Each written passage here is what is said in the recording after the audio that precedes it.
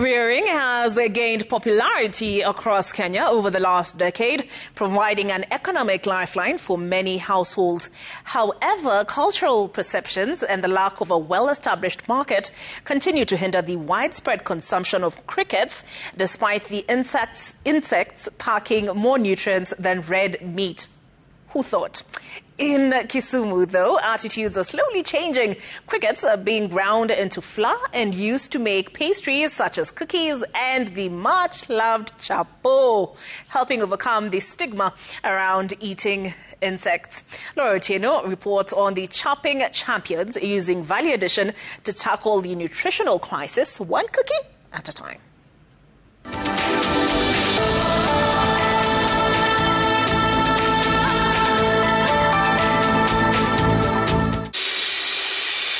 Since the holidays began, this has been the routine for Maureen Odera. Each morning, the sound of her hand mixer pierces through her bakery as she prepares orders for families sourcing sweet treats for this festive season.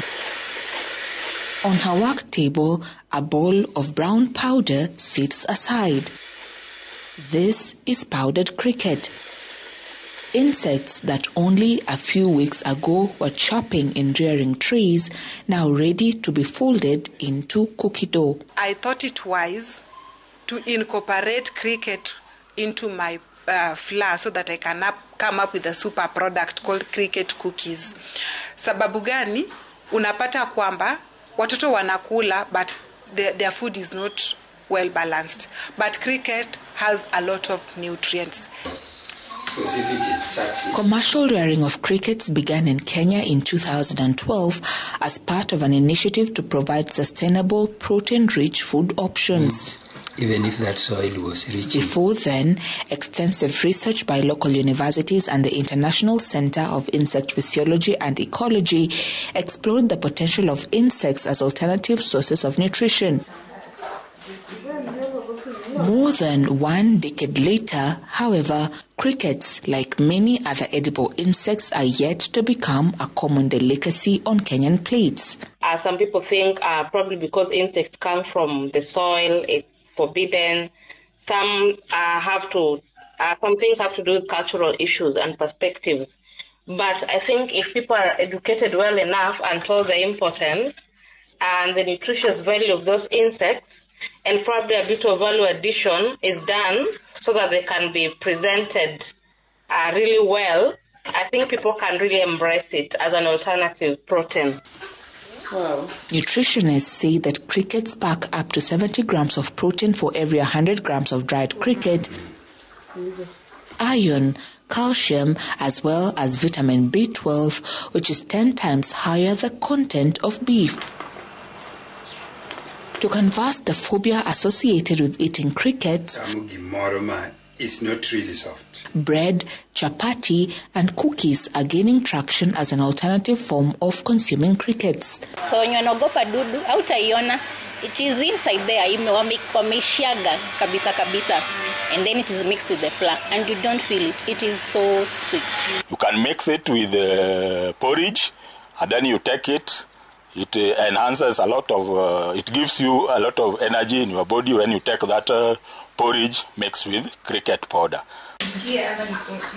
1 kilogram of dried cricket costs about 3,000 shillings.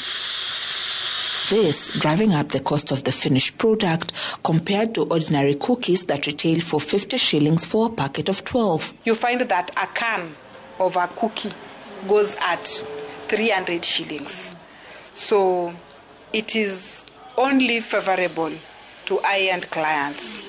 But we are also working hard on how to bring it down so that local mwananchi can also be in a position to purchase it. The nutrient categories it has also very good fats, healthy fats.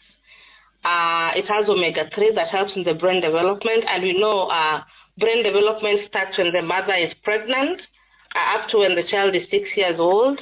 And then it will help both the mothers, the pregnant mothers, and also children when they start complementary feeding at 6 months and when they're being given those foods that are fortified with cricket.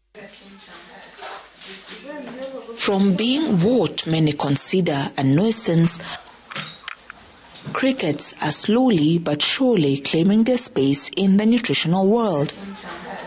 The chops, silenced by the drying, grinding and baking, becoming what could be the next frontier in protein consumption, not only in Kenya but across the region. Laura Otieno, Citizen TV.